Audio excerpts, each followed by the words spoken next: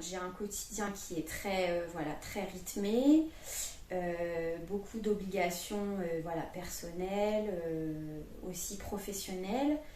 Je prends pas suffisamment de temps pour moi.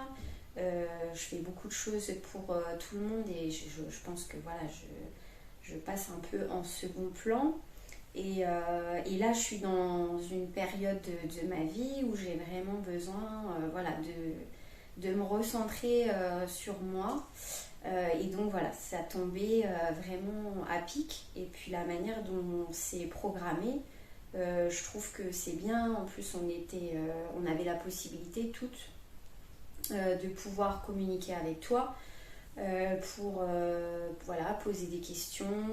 Donc je sais que parfois toi, tu m'as recentré sur des choses simples plutôt que moi tout de suite imaginer des choses très graves ou des fois on imagine des choses trop compliquées alors que en fait ça peut être très simple.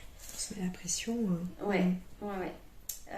Mais en tout cas, c'est une belle démarche qui, je pense, en tout cas, moi, me correspond. Et qui, est bien structurée. Et puis, effectivement, il y a des choses qui s'organisent à la semaine, mais il n'y a pas non plus de pression à ce que, tout soit fait.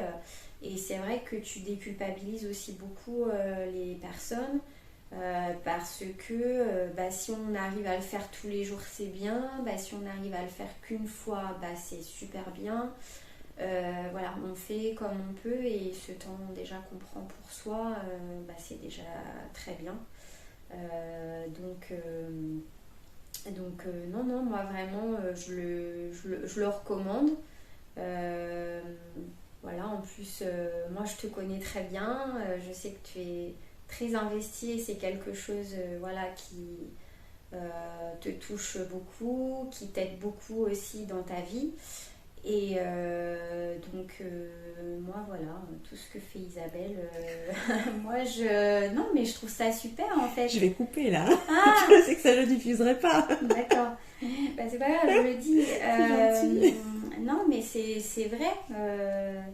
Après quand on te voit maintenant, on n'est pas en toi, hein, mais moi j'ai toujours l'impression que tu vois, t'es apaisée, que je trouve que elle est simple d'accès. C'est vrai que je pense quand on pense méditation, on peut se mettre beaucoup de pression ou s'imaginer des choses très compliquées. Et en fait, la manière dont tu les abordes, je sais pas, c'est simple et puis c'est avec des mots qui sont compréhensibles de tous. Et en tout cas, moi, c'est des choses qui me touchent et qui me parlent. L'exercice aussi que j'avais beaucoup apprécié, c'était quand il fallait qu'on travaille sur nos émotions et notre ressenti. Et ça, c'est vraiment une semaine où j'ai été vraiment à faire tous les jours parce que je sais pas, c'est quelque chose qui me parlait. Et sur cette semaine-là, ça m'a aidée finalement à être beaucoup plus positive. Et alors que peut-être il y a des choses où j'aurais dit non aujourd'hui, et là je sais pas, ça m'a donné un dynamisme et une joie de vivre et donc finalement tout était plus facile. Donc ça c'est quelque chose que j'ai beaucoup apprécié aussi. J'avais aussi pris l'habitude de le faire le matin dans ma voiture. Alors c'est pas toujours idéal, mais c'était une petite routine que j'avais fini par m'installer parce que c'était un temps où je savais que j'étais pas dérangée. Je faisais 5 à 7 minutes, j'avais mon gong de début, mon gong de fin. Alors je le faisais pas dans le silence parce que j'ai un peu de mal moi personnellement à être dans le silence, mais je m'étais mis une petite musique de nature parce que c'est des choses voilà, que j'aime bien. Et donc ça, avant d'aller au travail, j'avais, je sais pas, l'impression que ça me faisait du bien. Et voilà, c'était ma petite routine. Et il y a des fois, le matin, j'étais dans ma voiture et j'avais le sourire en fait de voir le soleil ou de voir les oiseaux. Alors que en fait, quand on est pris par notre quotidien, toutes ces choses-là, on les voit plus. Et c'est dommage parce que ça fait partie de notre environnement et puis après on est trop envahi par tout le reste et donc se reconnecter sur l'essence même de notre place en fait dans le monde, voilà, c'est la base. Exactement. La base du bonheur. Oui.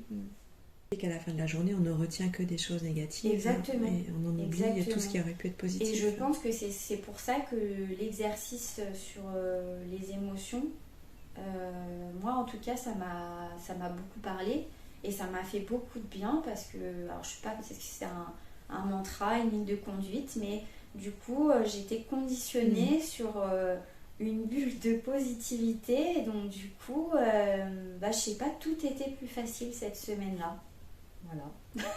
Alors c'est peut-être là-dessus que tu peux t'appuyer pour poursuivre justement en te rappelant pourquoi tu le fais, qu'est-ce que ça t'apporte.